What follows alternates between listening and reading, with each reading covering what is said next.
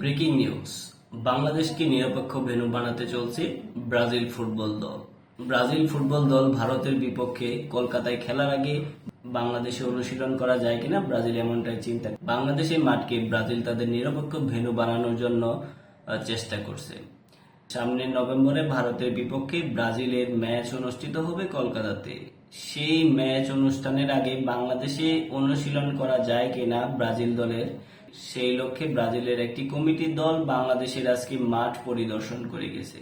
গুলো পরিদর্শন করে তারা জানিয়েছে হ্যাঁ, তারা সন্তুষ্ট, তারা এখানে অনুশীলন করতে পারবে। এবং শুধু ভারত ম্যাচের আগেই যে অনুশীলন করবে এমন নয়, তারা এমনও হয়তো বা অ্যাপ্রোচ করেছে, যতটুকু সোশ্যাল মিডিয়ার কল্যাণে শোনা যাচ্ছে, যে নিরপেক্ষ ভেন্যু বানানোর জন্য বাংলাদেশের মাঠকে তারা ব্যবহার করতে চায় এবং বাংলাদেশের বিপক্ষে একটি ম্যাচ খেলতে চায় এই ভারতের বিপক্ষে ম্যাচ খেলার আগে। যদি এটি হয়, বাংলাদেশ যদি ধরেন ব্রাজিলের বিপক্ষে ম্যাচ খেলতে চায়, সেই ক্ষেত্রে বাংলাদেশকে আসিয়ান গেমস থেকে উইথড্র হয়ে আসতে হবে। বাংলাদেশ আসিয়ান গেম খেলতে পারবে না, কারণ সেই মুহূর্তে বাংলাদেশ দলের জন্য আসলে কঠিন টাইম, ব্যাকআপ কোনো টাইম থাকবে না। এখন কথা হচ্ছে, ব্রাজিল দলের বিপক্ষে যদি বাংলাদেশ খেলতে চায় বা এর জন্য যদি আসিয়ান গেমস বয়কট করে বা অন্যান্য আরো যদি ম্যাচ বয়কট করে, সেক্ষেত্রে বাংলাদেশের কি ক্ষতিটা হবে?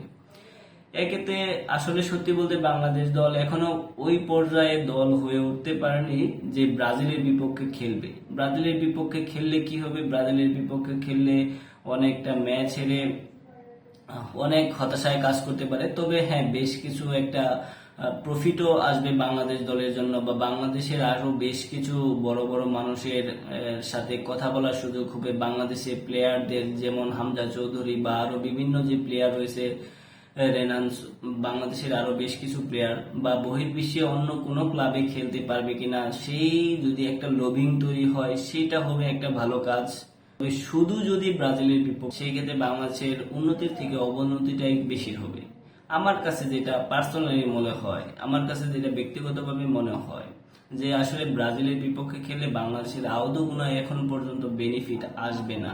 আরো বেশ কিছু বছর, আরো 5 বছর পরে বাংলাদেশের প্লেয়ারগুলো আরো ডেভেলপ হবে। সেই ক্ষেত্রে তখন যদি ব্রাজিলের বিপক্ষে খেলে, তখন বাংলাদেশ আরো ভালো একটা অবস্থায় যেতে পারবে, ব্রাজিলের সাহায্য পাবে, এমনটাই আমার কাছে মনে হয়। তবে এই মুহূর্তে বাংলাদেশের দেওয়া উচিত হ্যাঁ, অনুশীলন করার জন্য ব্রাজিলের টিমকে বাংলাদেশে অবশ্যই আসতে চাইলে আমাদের ওয়েলকাম, কারণ বাংলাদেশে হিউজ একটা ফ্যান বেস রয়েছে ব্রাজিল দলের, এটা অস্বীকার করার উপায় নেই।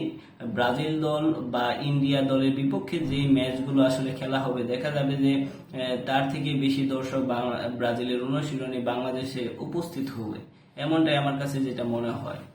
তবে হ্যাঁ, এটা যদি হয় ব্রাজিল নিরপেক্ষ ভেন্যু হিসেবে যদি বাংলাদেশকে আসলে নির্বাচন করে বিভিন্ন ম্যাচের জন্য, শুধুমাত্র ভারত ম্যাচের জন্য নয়, সেই ক্ষেত্রে বাংলাদেশ অবশ্যই লাভবান হবে এবং বাংলাদেশের ফুটবলের অগ্রযাত্রা হবে এবং বাংলাদেশের ফুটবল অনেকটাই এগিয়ে যাওয়ার জন্য একটা সুযোগ তৈরি হবে। কেননা বহির্বিশ্বে বাংলাদেশের যে ভেন্যুটা, সেটা পরিচিতি লাভ করবে। তারপরে হচ্ছে ধরেন দর্শকদের যে একটা টিকিটের মূল্য বা প্রফিট, এই যে প্রফিটটা পাবে, সেই ক্ষেত্রে বাংলাদেশের বাফুফেকে তারা অবশ্যই এই টিকিটের মূল্য পরিশোধ করবে। এছাড়াও আরো বিভিন্ন স্পন্সর আসতে পারে, যেহেতু ব্রাজিল দল আসবে এবং অনুশীলন করবে, সেই ক্ষেত্রে বাংলাদেশ ফুটবল অনেকটাই অগ্রগতি লাভ করবে যদি তৃতীয় ভেন্যু হিসেবে অথবা নিরপেক্ষ ভেন্যু হিসেবে বাংলাদেশকে ব্রাজিল আসলে বিশ্লেষণ, যদি বাংলাদেশের ভেন্যুকে আসলে ব্রাজিল নিরপেক্ষ হিসেবে চিন্তা করে বা সাপোর্ট করে, যে আমরা বাংলাদেশ আমাদের দেশকে এত বড় সাপোর্ট করে বাংলাদেশের জনগণ, আমরাও আসলে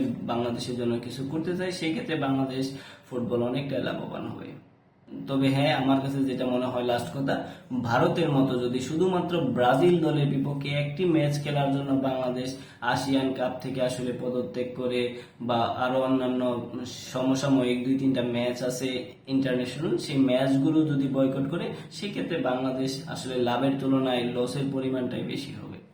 তবে হ্যাঁ, বাংলাদেশের মানুষ দেখতে চায় ব্রাজিল দলকে বাংলাদেশের মাঠে বাংলাদেশের বিপক্ষে খেলতে। যেমন আমি নিজেও আসলে এই ম্যাচটা দেখতে চাই যে ব্রাজিল বাংলাদেশের বিপক্ষে খেলুক, বাংলাদেশ কেমন করতে পারে সেই বিষয়গুলো আমরা দেখব। তবে হ্যাঁ, আবেগ দিয়ে নয়, একটু বিবেক দিয়েও চিন্তা করতে হবে যে লাভের থেকে লসের পরিমাণটা যাতে বেশি না হয় এবং বাংলাদেশের ফুটবলকে আসলে একটা কমার্শিয়াল ওয়েতে পরিণত করা যায় সেই বিবেচনাটাও একটু করতে হবে বাংলাদেশের জনগণকে, কিংবা বাংলাদেশের যে বাফুফে রয়েছে ফুটবল ফেডারেশন, সেই ফুটবল ফেডারেশনকেও এই দিকটা একটু ভাবতে হবে।